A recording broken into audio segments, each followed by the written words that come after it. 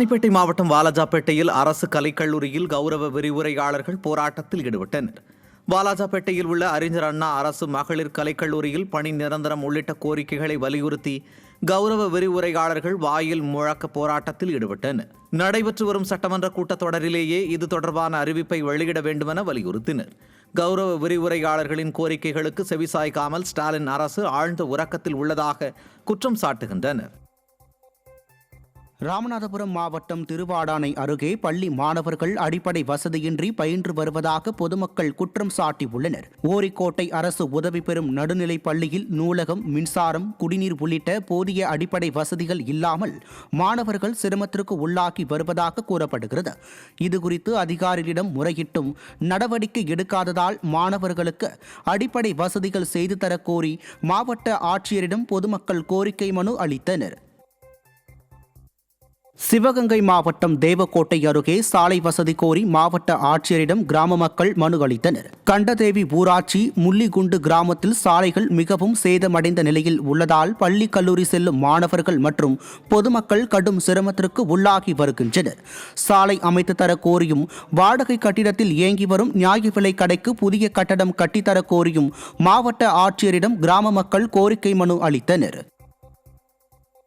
செங்கல்பட்டு மாவட்டத்தில் ஊராட்சியில் நடைபெற்ற முறைகேடுகளை வெளிப்படுத்தியவர்கள் மீது காவல்துறையினரால் போடப்பட்டுள்ள பொய் வழக்குகளை ரத்து செய்ய கோரிக்கை எழுந்துள்ளது. கொக்கிலமேடு ஊராட்சியில் நடைபெற்ற முறைகேடுகளை வெளிப்படுத்தியவர்கள் மீது காவல்துறை உதவியுடன் பொய் வழக்குகள் போடப்படுவதாக குற்றச்சாட்டு எழுந்துள்ளது. எனவே அவற்றை ரத்து செய்ய செங்கல்பட்டு மாவட்ட ஆட்சியர் அலுவலகத்தில் திமுகவின் கூட்டணியில் உள்ள கம்யூனிஸ்ட் தமிழ்நாடு மீனவர் தொழிலாளர் சங்கத்தினர் மனு அளித்தனர். இதை கண்ட பொதுமக்கள் முறைகேடு புகார் அளித்தவர்கள் மீது பொய் வழக்கு போடுவதுதான் திராவிட மாடலா என கேள்வி எழுப்பியுள்ளனர். புகார்களை கொடுத்து அதற்கு உடந்தாக இருக்கக்கூடிய காவல்துறை அதிகாரிகள் அவர்கள் உடந்தாக இருந்து கொண்டு அங்கு இருக்கக்கூடிய மாணவர்கள் கூட பள்ளிக்கு செல்ல முடியாத ஒரு சூழல் இருக்கிறது. சாதாரண அன்றாட தொழிலுக்கு போகக்கூடிய மீனவர்கள், அதை சார்ந்திருக்கக்கூடிய தொழிலாளர் கூட ஒரு கம்பெனிக்கு சென்றால் கூட அது காவல்துறையால் வழக்கு பதிவு செய்யப்பட்டிருக்கிறது. அதனால் உங்களுக்கு வேலை இல்லை என்று சொல்ல நிலைமை ஏற்பட்டுள்ளது. அதை தொடர்ந்து இதில் மாவட்ட ஆட்சியர் உடனடியாக நடவடிக்கை எடுத்து அங்க சுமூகங்களை ஏற்படுத்த வேண்டும் என்கிற ஒரு முக்கியமான தீர்மான நகலை உயர்ந்த மாவட்ட ஆட்சியர் வழங்கப்பட்டிருக்கிறோம். கடலூர் மாவட்டம் புவனகிரி அருகே உள்ள கீரப்பாளையத்தில் குடிநீர் தூய்மையற்ற நிலையில் வருவதாக மக்கள் குற்றம் சாட்டியுள்ளனர்.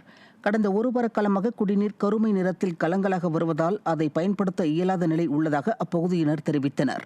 மேல்நிலை நீர்த்தேக்க தொட்டி நீண்ட காலமாக சுத்தப்படுத்தப்படாததாலும் குடிநீர் குழாய்கள் மாற்றப்படாததாலும் நீர் அசுத்தமாக வருவதாக தெரிவிக்கப்பட்டுள்ளது. இதுகுறித்து தொடர்ந்து புகார் அளித்தும் விடிய அரசின் அதிகாரிகள் நடவடிக்கை எடுக்காமல் அலட்சியம் காட்டுவதாக மக்கள் வேதனை தெரிவித்திருக்கின்றனர். திருவள்ளூர் மாவட்ட ஆட்சியர் அலுவலகத்தில் மனு கொடுக்க ஏராளமானோர் திரண்டதால் பெரும் பரபரப்பு ஏற்பட்டது.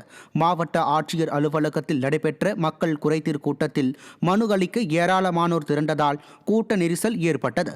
பொதுமக்களிடம் பெற்ற மனுக்கள் மீது ஸ்டாலின் அரசின் மாவட்ட நிர்வாகம் உரிய நடவடிக்கை எடுப்பதில்லை என பொதுமக்கள் குற்றம் சாட்டுகின்றனர்.